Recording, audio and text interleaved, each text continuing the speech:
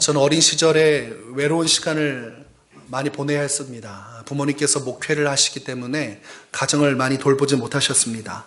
그리고 3남매가 같이 한 집에 살았는데 나이 차가 있다 보니까 형과 누나는 벌써 도시 지역으로 유학을 갔고 시골 집에는 저 혼자 남게 됐습니다. 그러니까 매일마다 학교가 마치고 나면 혼자 있는 거죠. 집에 부모님도 신방 때문에 안 계시고 때로는 1박 2일로 또 서울 신방을 가시면 혼자 밤에 집에서 잠을 청해야 했습니다. 그때 참 외롭다는 것이 무엇인지 어린 시절에 좀 많이 깨달은 것 같습니다. 시간이 잘 가지도 않고 할 일도 없으니까 방에 누워서 천장만 바라보고 있는 거죠. 그리고 벽지를 보면서 벽지가 어떻게 생겼나 묵상하고, 그렇게 시간을 보내도 시간이 채워지지 않으니까 동네 한 바퀴 돌다가 할 일 없으니까 산으로 갔다가 산에 가서 할 일 없으니까 집에 와서 누웠다가 뭐 이렇게 유년 시절을 보냈던 기억이 납니다. 사람이 마음이 무너질 때가 있는데 그 시점이 혼자 남았다고 생각하는 그때입니다. 외로움이 사무치는 그때에 사람은 마음이 무너지기 시작을 하죠. 그래서 인생의 마지막 단계에 온 사람은 처절하게 외롭습니다. 고독함을 느끼는 것이죠. 그래서 그런 사람들이 마지막 단계에서 너무 외롭다 보면 삶을 자기 스스로 끝낼 때가 있습니다. 가끔씩 지나가다 보면 큰 긴 다리 같은 데 가면 글자 같은 것들이 이제 잘 붙여져 있습니다. 제가 자세히 보니까 힘들면 잠시 쉬어도 돼. 나는 내가 있어 행복해. 이런 류의 위로의 말들이 있어요. 아마 이제 그런 것들을 통해서 자살을 방지하기 위해서 이제 글귀를 써놓은 것 같습니다. 그 중에서 마음을 사로잡는 내용이 있었습니다. 당신은 혼자가 아닙니다. 홀로 살아가는 것이 아니다. 인생의 막바지에서 모든 것을 포기하고 싶은 순간, 그때는 철저하게 나 혼자만의 문제요, 나 홀로 살아간다는 그 사실이 진리인 것처럼 느껴지고 그 마음이 사로잡히지만 마지막 순간에 당신은 혼자가 아니라는 그 글귀를 통해서 누군가는 죽으려던 마음을 접고 자신이 사랑하는 가족의 품으로 돌아갔을 것입니다. 우리가 혼자라는 생각에 사로잡히면, 외롭다는 그 감정에 사로잡히면 끝없는 고통과 괴로움의 시간을 갖게 되죠. 여러분 요즘 외로우십니까? 옆에 배우자가 보고 있다고 해서 그렇게 주저하시면 안 됩니다. 단호하셔야 됩니다. 마음속에 외로울 때가 있죠. 영적으로 고독할 때가 있어요. 성경 말씀에 보면 이 외롭고 고독한 시간을 견딘 하나님의 선지자가 있습니다. 엘리야라는 위대한 선지자지요. 여러분이 잘 아는 것처럼 아합 왕과 이세벨을 앞에 두고 850명이나 되는 이방 선지자들과 맞붙게 됐습니다. 자기 편이 한 명도 없어요. 굉장히 어려운 상황이었습니다. 그럼에도 불구하고 신앙을 가지고 있기 때문에 주변 사람들 모두가 자신을 죽이려고 하고 험악한 분위기가 연출될 때 얼마나 많은 압박감을 받았겠습니까? 그럼에도 불구하고 신앙으로 견딘 거예요. 그래, 하나님이 계시니까 내가 참아내야지. 그러면서 외롭고 슬퍼도 견디고 그 고독의 순간을 이겨나가고, 그래서 마침내 하나님의 불이 떨어져서 엘리야의 손을 들어 주셨습니다. 그런데 엘리야가 그 이후부터 급속도로 상태가 나빠지기 시작합니다. 왜냐하면 하나님께서 도와주셨지만 현실은 하나도 바뀐 것이 없었기 때문입니다. 자신이 850명이나 되는 선지자, 이방 선지자를 죽였음에도 불구하고 이스라엘 백성들은 하나님께로 돌아갈 생각이 없고, 그 시대를 이끌어가는 영적인 지도자라고 할 수 있는 이 아합 왕과 이세벨, 이 정치적이고 영적인 역할을 해야 되는 이 사람들이 오히려 엘리야를 죽여야겠다는 생각을 하게끔 만든 결과가 되었습니다. 이세벨은 내 이름을 걸고 내가 엘리야를 반드시 죽이겠다, 이렇게 공언까지 했습니다. 그러니까 엘리야가 어떤 마음이 들었습니까? 여전히 나는 홀로 남아져 있고 이 문제는 내가 다 책임져야 한다는, 얼마나 외롭고 고독한 순간이 찾아왔겠습니까? 이럴 수는 없다는 생각, 이제 자신 혼자만 남았다는 생각이 마침내 믿음으로 견디고 있던 엘리야를 삼켜버렸습니다. 우리가 상황이 너무 급박하고 어렵고 처절하면 믿음으로 견디다가 무너지는 순간이 오지요. 엘리야에게 그런 시기가 찾아왔습니다. 지독한 외로움, 고독감 속에서 나 혼자만 남았고 이제 모든 선지자는 다 죽었다. 자신만 남아서 어떻게든 버티려고 했는데 아무런 변화도 일어나지 않고 하나님은 침묵을 하시니 너무 괴로웠습니다.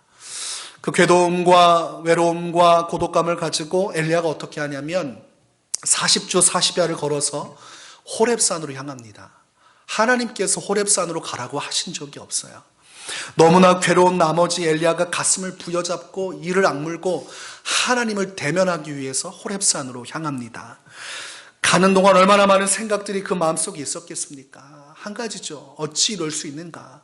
하나님께서 어떻게 내게 이러실 수 있는가? 그 첫 번째 한 가지와 두 번째, 나는 혼자 남았다. 이제 나 하나 죽으면 끝나는 건데 희망이 없다. 이것이죠. 그 절박함과 외로움 가운데 하나님의 산 호렙산으로 향하게 됩니다.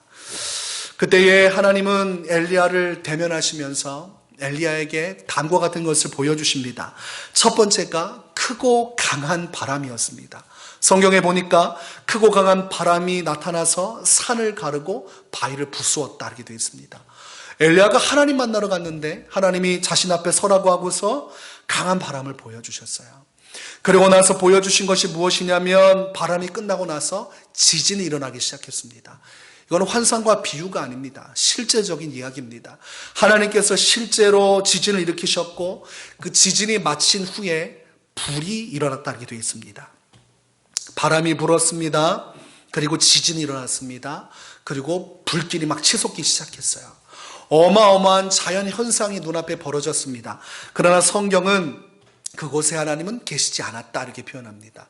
무슨 뜻이냐면 바람과 지진과 불이 하나님을 나타내는 것은 아니다. 하나님이라는 것은 아니다 이겁니다. 하나님께서 자신이 그곳에 함께 계신다는 표적을 보여주셨지만 그 자체가 하나님일 수는 없다 이것이죠. 하나님은 위대한 엘리야에게도 자신을 온전히 다 보여주시진 않으셨습니다. 우리가 인생이 힘들고 어려울 때 무언가 확실한 것을 하나님께 보여주기를 요청하죠. 하나님 얼굴 보기를 원합니다. 하나님과 직접 대면하기를 원합니다. 천국을 직접 보기 원합니다. 우리가 영적으로 직접적인 무언가를 확실한 것을 얻기를 원합니다. 그러나 엘리야 시대에도 하나님은 자신을 다 계시하지 않으셨어요. 모세 시대에도 대면하여 말씀하셨지만 모세가 하나님을 온전히 다 볼 수는 없었습니다. 하나님의 영광 가운데 참여하고 그분의 존전 앞에 엎드릴 뿐이지 하나님 앞에서 그분의 모든 것을 볼 수가 없었습니다. 하나님을 볼 수 있는 때는 언제입니까? 하나님의 나라 갔을 때에 어린 양 예수 그리스도 안에서 우리는 하나님을 얼굴과 얼굴을 대하여 볼 것이요. 그때는 하나님이 어떠한 분인지를 다 보여주시지만 이 땅에서는 그렇게 역사하시지 않으셨습니다. 그러나 엘리야에게 보여준 건 무엇입니까? 내가 너와 함께하는 하나님이다.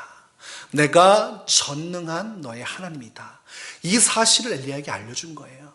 지금 외롭다고 해서 너 혼자 남겨진 것이 아니야. 봐라. 이 바람과 지진과 불을 봐라. 내가 이렇게 전능한 능력으로 너와 지금 함께하는 것을 보여주지 않니? 낙심하거나 낙담하거나 괴로워할 것이 없다. 이렇게 엘리야의 마음을 진정시켜 준 것입니다. 엘리야의 마음속엔 답답한 것이 있었습니다. 왜냐하면 하나님의 선지자들이 하나도 안 보이고 자신만 남은 거예요. 그래서 뭐라고 합니까? 하나님, 사람들이, 이스라엘 사람들이 다 죽이고 주의 제단을 허물고 주의 백성들이 이제는 저마저 잡아서 죽이려고 합니다. 이 호소를 주께 올려드리지요. 그때 하나님께서 하신 말씀이 그것입니다. 엘리야야, 내가 어찌하여 여기 있느냐. 하나님께서 엘리야를 부른 적이 없습니다. 그리고 엘리야는 하나님께 여쭤보고 그 자리에 나온 적도 없습니다. 그러나 하나님께서 엘리야를 멀리하지 않으시고 엘리야에게 자신이 누구인지를 나타내 보여주셨습니다. 엘리야가 희망을 가졌지요. 그리고 소망을 가졌습니다. 그리고 하나님 앞에 열왕기상 19장 14절에 보니까 한 번 더 하나님께 기도합니다.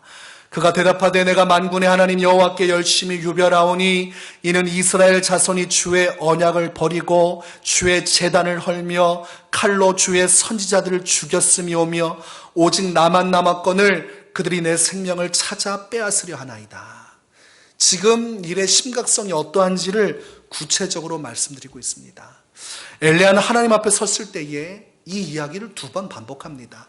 처음에 하나님을 대면했을 때에 그분께 호소했고 그 다음에 하나님이 나타내 주신 그 놀라운 기적과 같은 자연현상을 보고 나서 주님께서 물으실 때에 한 번 더 이야기를 합니다. 처음에 이 이야기를 할 때는 기진맥진하고 완벽하게 탈진한 상태에서 호소하는 고통의 괴로움의 말씀이었다면, 두 번째 하나님 앞에 드리는 이 기도는 침착하고 차분하며 상황이 어떻게 돌아가는지 주님께 보고하는 형식의 기도라고 할 수 있지요. 같은 기도의 내용이었지만 처음과 끝이 달랐어요. 하나님께서 계신 바를 믿고 확신하는 사람의 기도는 바뀌게 되어 있습니다. 어떡합니까 주님, 다 끝났습니다 하고 절망하는 기도가 아니라 이제 이 모든 상황이 어떻게 돌아가는지를 하나님께 올려드리며 살아계신 주님을 신뢰하고 믿는 가운데 이 문제를 해결하고자 엘리야가 주님 앞에 서게 된 것입니다. 그의 마음이 변화된 것이에요. 우리가 하나님에 대한 믿음을 가지고 있으면 기도가 바뀌고 세상을 바라보는 눈과 시야가 바뀌고 우리의 문제를 바라보는 것이 달라지기 마련입니다. 우리가 외롭고 낙심되고 신앙적으로 무너지면 다 끝난 것 같아요. 모든 게 다 염세적으로 보입니다. 모든 것이 다 불안하고 초조한 투성입니다. 그러나 내가 지금 살아가는 인생 가운데 하나님이 함께 하신다는 확실한 믿음이 들어오면 그때부터 기도가 달라져요. 하나님 살아계시잖아요. 하나님 도와주실 수 있지 않습니까? 이 문제 해결해 주십시오. 하나님에 대한 확신과 믿음 속에서 좀 더 차분하고 진정한 기도의 시간으로 들어가게 되는 것입니다. 그런 엘리야에게 주님께서 말씀하시는 것이 열왕기상 19장 18절에 나와 있습니다. 무엇이라고 말씀하시냐면, 그러나 내가 이스라엘 가운데에 7,000명을 남기리니 다 바알에게 무릎을 꿇지 아니하고 다 바알에게 입맞추지 아니한 자니라, 이렇게 이야기하고 있습니다. 지금 무엇이 다른가요? 엘리야는 뭐라고 말합니까? 다 끝났다고 보고 있지만 하나님은 그렇지 않다고 얘기해요. 우리가 신앙생활하면서 우리가 결론 지을 때 사람의 눈으로 판단을 합니다. 내가 생각할 때에 또한 사람들이 얘기하는 객관적인 정보를 통해서 판단을 합니다. 그래서 그것이 옳다고 생각을 하지만 실제로 하나님의 말씀이 옳습니까? 엘리야의 말이 옳습니까? 하나님의 말씀이 맞죠. 엘리야는 모르고 있는 겁니다. 7,000명의 사람들이 바알에게 무릎을 꿇었는지 안 꿇었는지 모르지요. 할 수가 없습니다. 오직 전능하신 주님만이 아는 것입니다. 하나님이 이것뿐만이 아니고 앞으로 장차 어떠한 일이 벌어질 것인지에 대해서 엘리야에게 다 계시해 주십니다. 장차 어떻게 정세가 변화되고 정치 세력이 변화되고 왕권이 변화될지에 대해서 다 말씀하시고 난 이후에 이 7,000명에 대한 이야기를 하세요.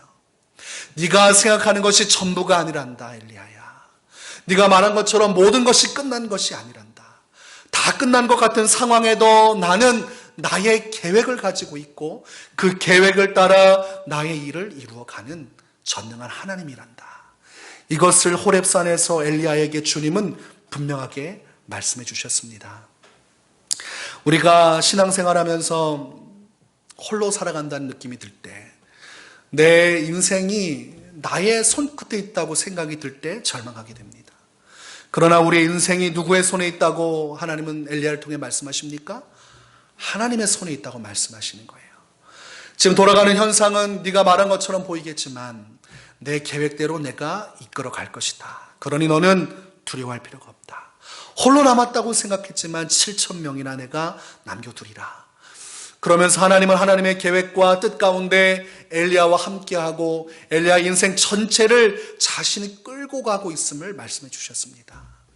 하나님께서 여러분의 인생을 자신의 손에 붙들고 하나님의 주권과 권세와 능력으로 인도해 가심을 여러분 믿으십니까?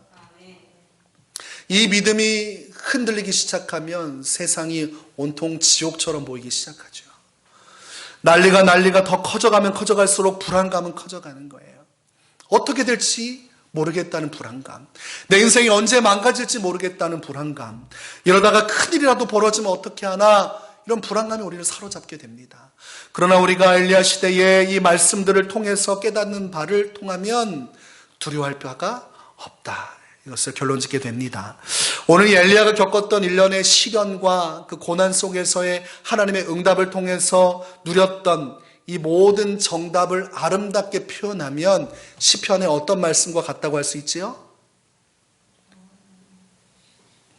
네, 오늘 시편 23편 말씀이 엘리야가 겪었던 삶의 모든 단편을 잘 정리해주고 있는 것과 같습니다. 너는 홀로 살아가는 존재가 아니고 외롭지 않단다. 하나님께서 목자가 되사 양을 돌보듯이 그분이 눈꽃 같은 불꽃 같은 눈동자로 자신의 자녀들을 지키시고 보호하시는 목자가 되어준다고 다윗은 고백하고 있습니다.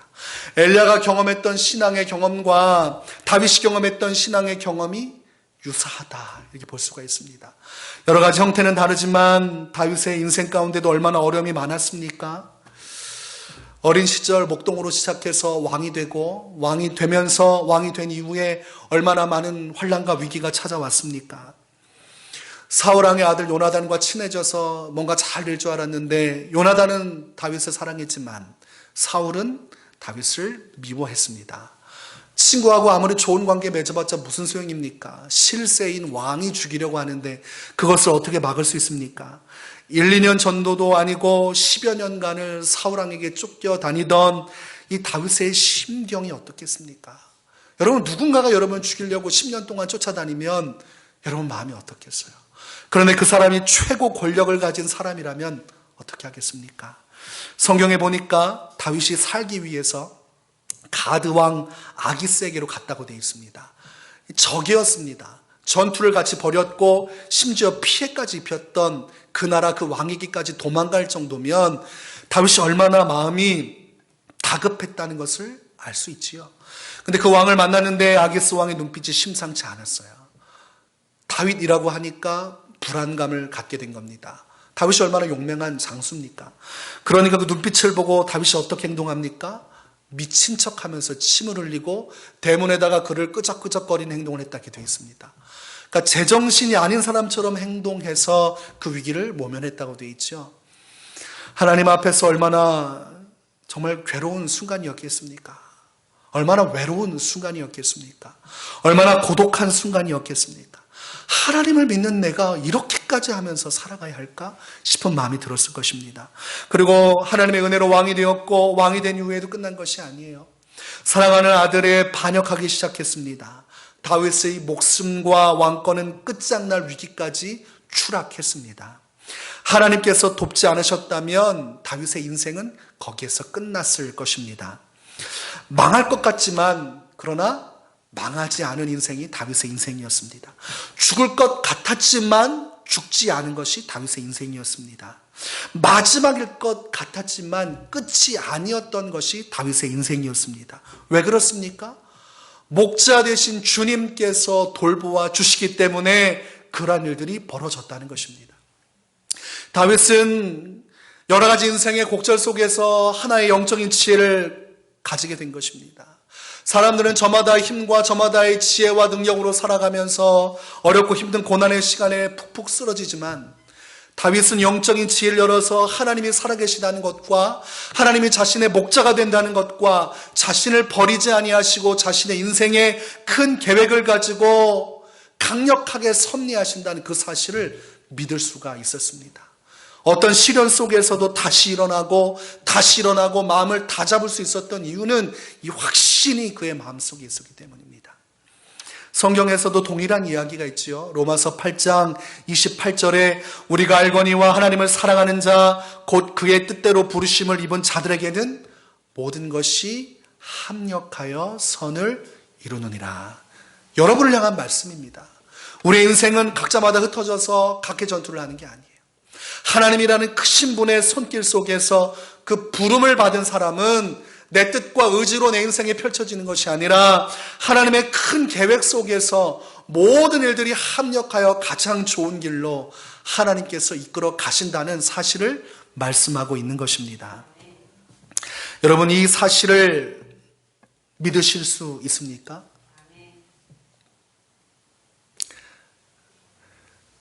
쉽지 않은 문제 같을 때가 있어요.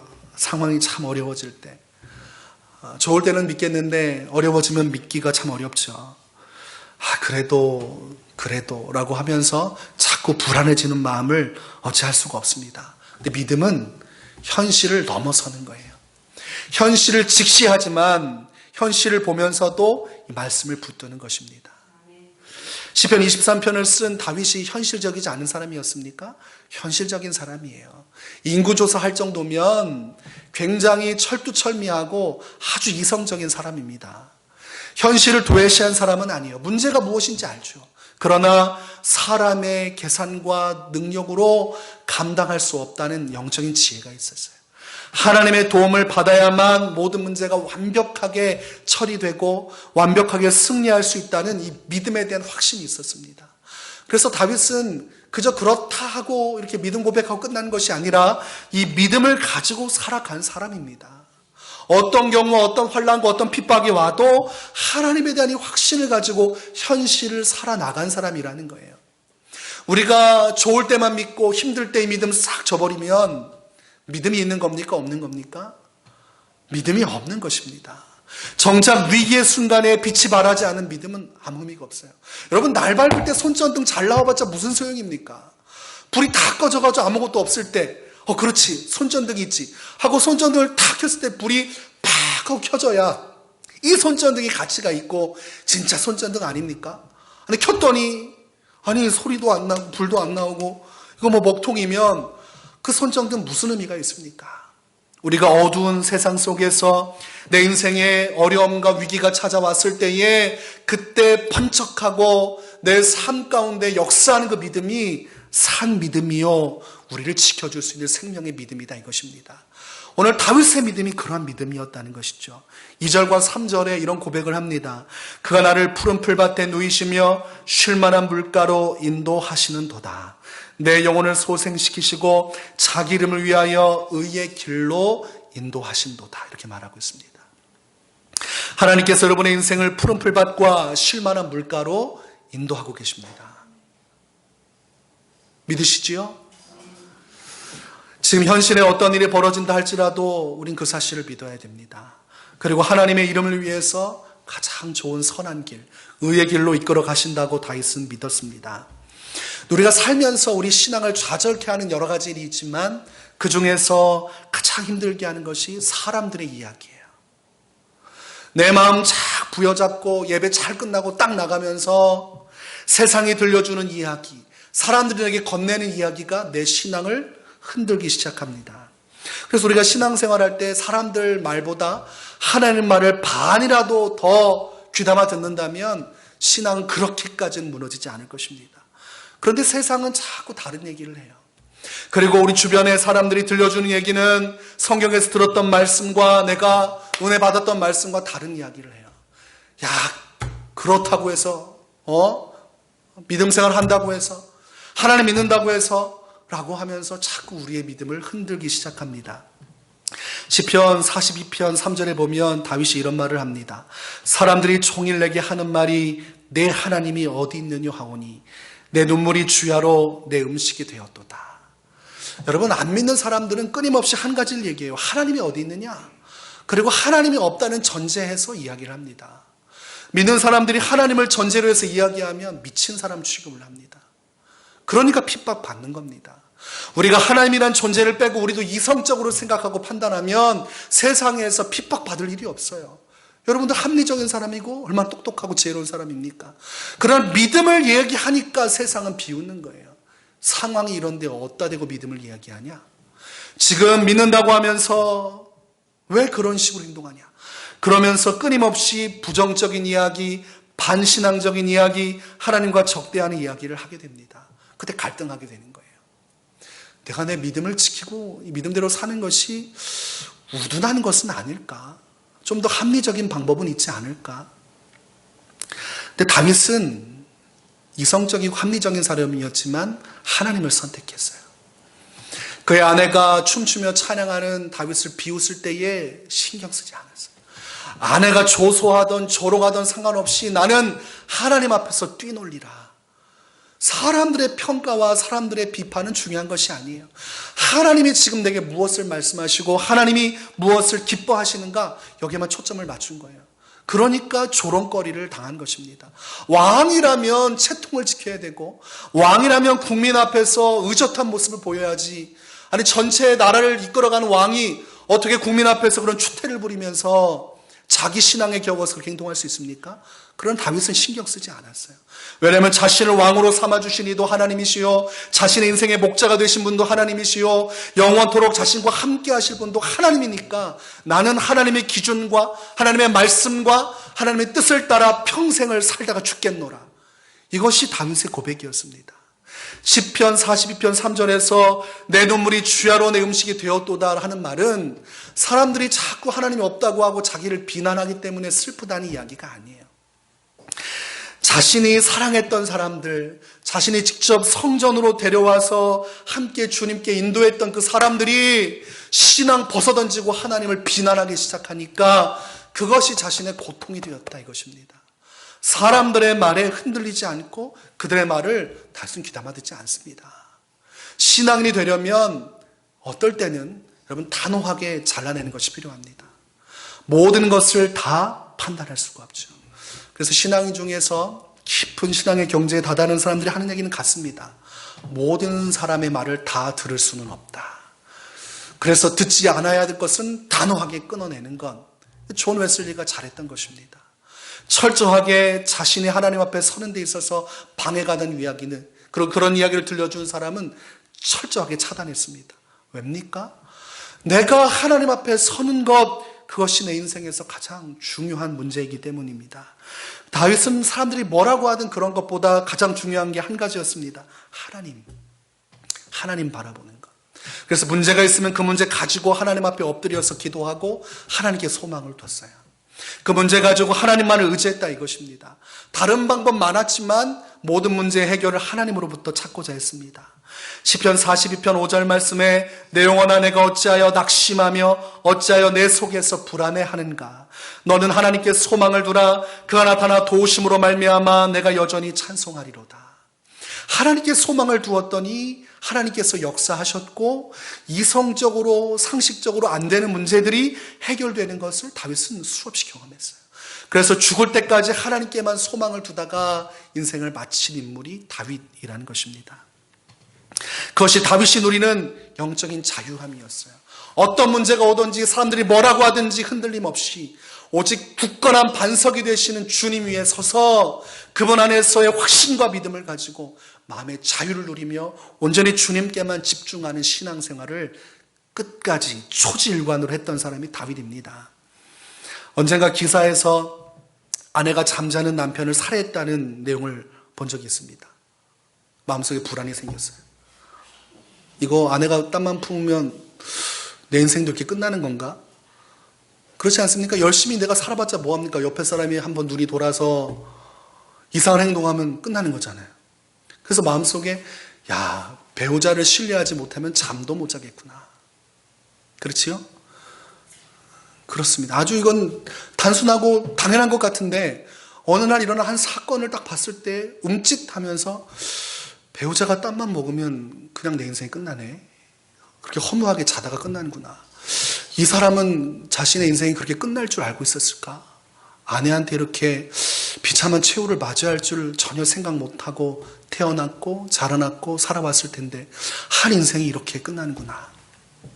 근데 여러분 그런 이야기를 한 번 들으면 괜찮아요. 그런데 여기서 보고 저기서 보고 부부간의 살해한 사건들 보고 들추기 시작하면 얼마나 많은 내용이 있는지 아세요? 제가 한번 궁금해서 그런 내용 기사를 다 끝까지 추격해서 본 적이 있어요.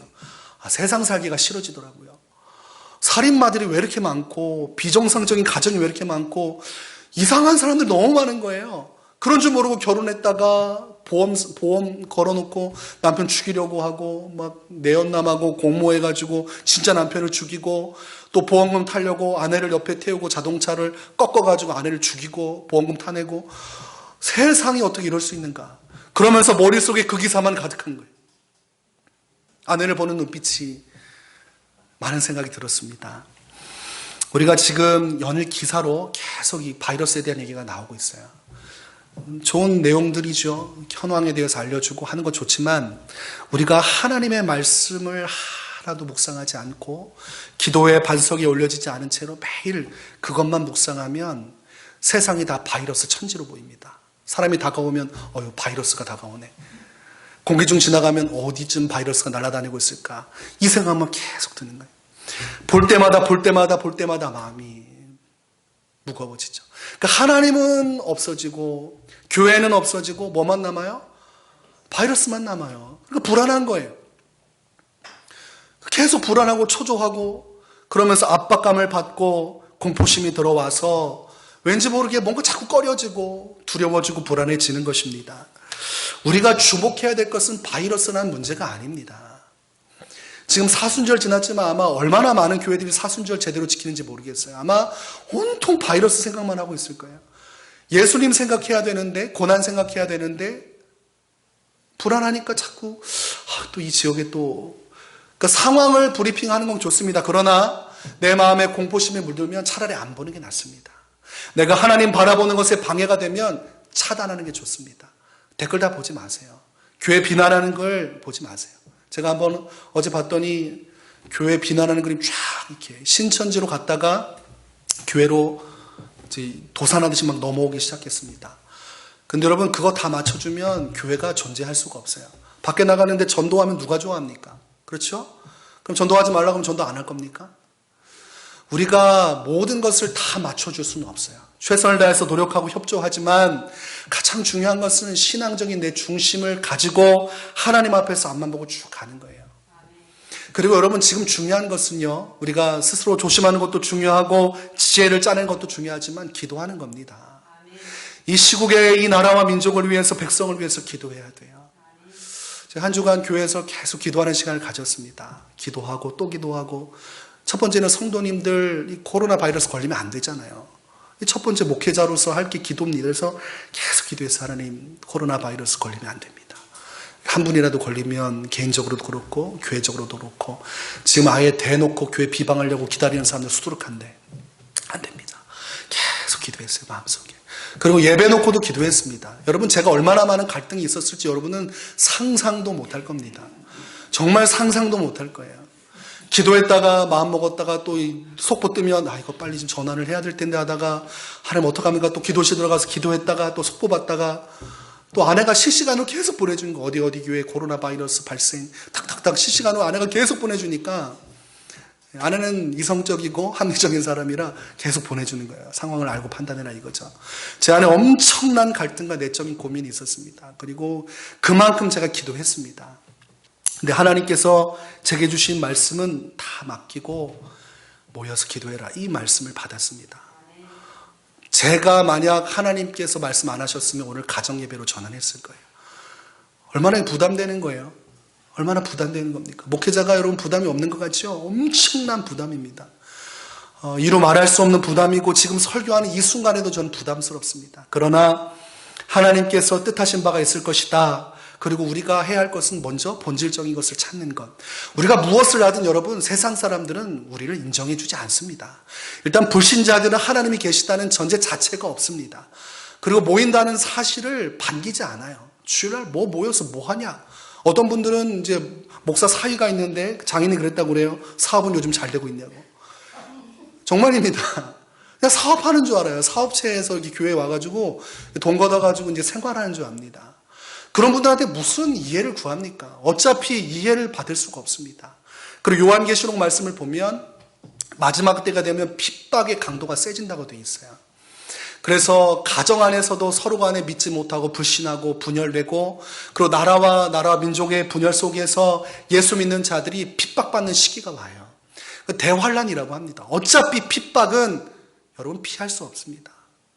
어차피 마지막 때 666때가 되면 어차피 핍박은 피할 수 없어요. 마지막 모든 종교와 모든 것들은 어떤 경우에도 유동성 있게 협조하지만 협조하지 않는 종교가 있습니다. 어딜까요? 기독교는 마지막 때가 되면 협조하지 않습니다. 666표 받으라고 하거나 통제할 때 통제받지 않아요. 그래서 핍박의 대상이 되는 거예요. 저는 요즘 시대를 보면서 마지막 때가 가까이 왔구나. 정말로 영적으로 깨어있지 못하면 단순히 교회가 고집을 부리고 어리석고 그리고 일부 생각 없는 목회자들이 자꾸 나라에 협조하지 않는 것처럼 비춰지지만 영적으로 기도하면 하나님은 제가 그렇게 말씀하지 않으십니다. 마지막 때고 이제 점점 더 교회를 향한 핍박은 거세지고 그리고 교회가 지금도 핍박을 받고 있는데 앞으로 장차 더 많은 핍박을 받게 될 것이다. 왜냐하면 하나님의 말씀을 따라 순종하고 나가면 세상이 원하는 것과 맞지 않을 때가 있습니다. 그때부터 핍박은 시작돼요. 지금도 보시면 알잖아요. 그래서 여러분들 지금 온라인으로 예배드리냐 모여서 예배하느냐 이것이 옳으냐 그르냐의 문제가 아닙니다. 이 시기에 우리가 무엇을 해야 되냐 이거예요.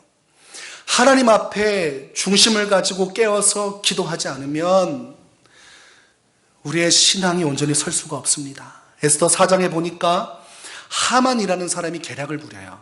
그래서 이 사람이 어떤 일을 하냐면 유다인들 전체를 전멸할 계획을 세웁니다. 왕의 명령을 정하고 왕의 명령에 순응하지 않는 사람들을 색출하고 그 사람들이 유다인 것이 밝혀지니까 유다인들을 한나라시에 다 죽이기로 결의합니다. 그 계획이 떨어지니까 모르드게라는 유다인, 이 왕후 에스더와 함께 같이 고난을 딛고 살아왔던 이 사람이 에스더에게 이런 말을 합니다. 내가 왕후의 자리를 얻은 것이 이때를 위함이 아닌지 누가 알겠느냐.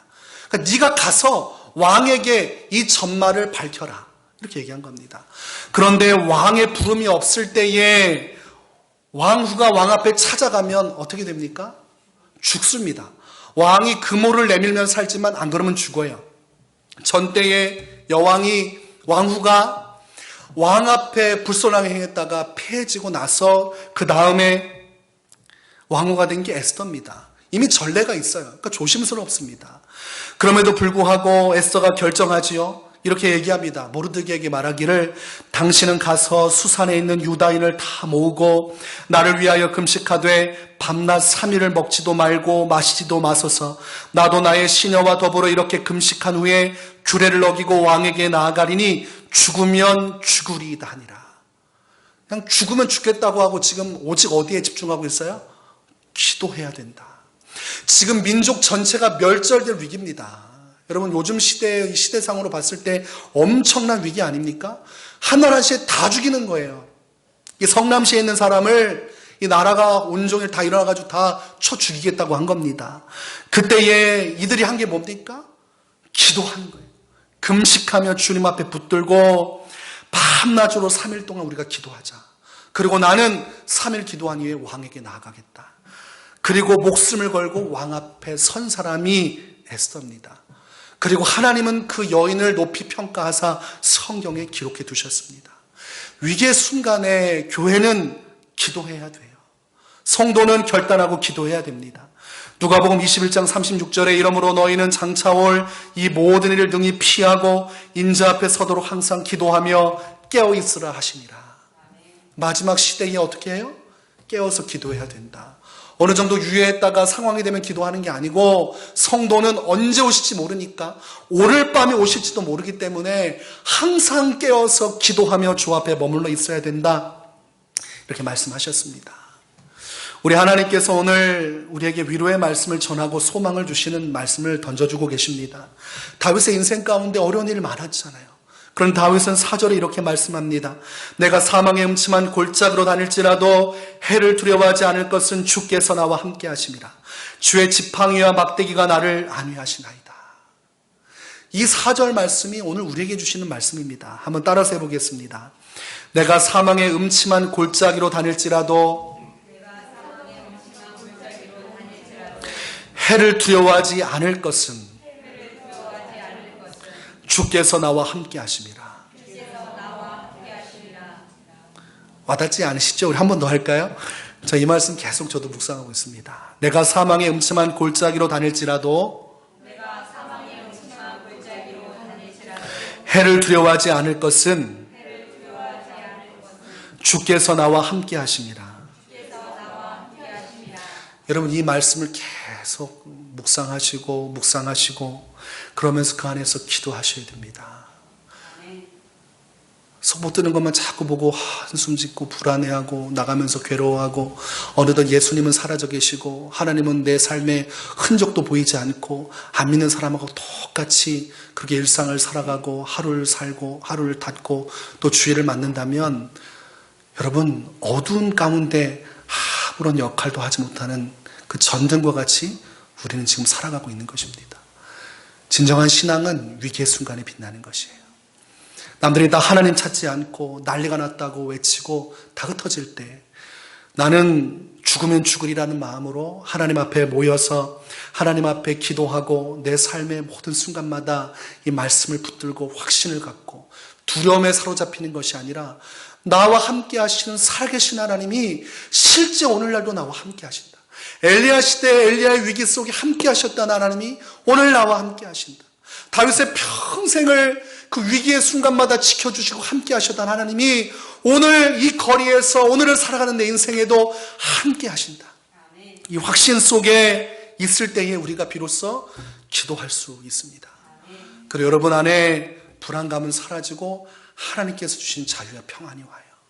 그리고 그 안에서 이 민족을 위해 기도하고 우리 주변 사람을 위해 기도하고 교회를 위해 기도하고 이런 기도의 일들이 일어날 수가 있습니다. 우리가 부디 선한 목자 되신 하나님, 우리 인생을 지키시고 보호하시고 가장 좋은 길로 인도하시는 주님의 주권 안에 살고 있습니다. 할렐루야. 주님은 여러분의 인생을 붙들고 완벽한 계획으로 이끌어 가세요. 두려워하지 마시기 바랍니다. 하나님께서 여러분과 함께 하시는 선한 일들이 일어날 것이고 이 모든 위기는 합력하여 가장 좋은 길로 주께서 이끌어 가실 것을 믿습니다.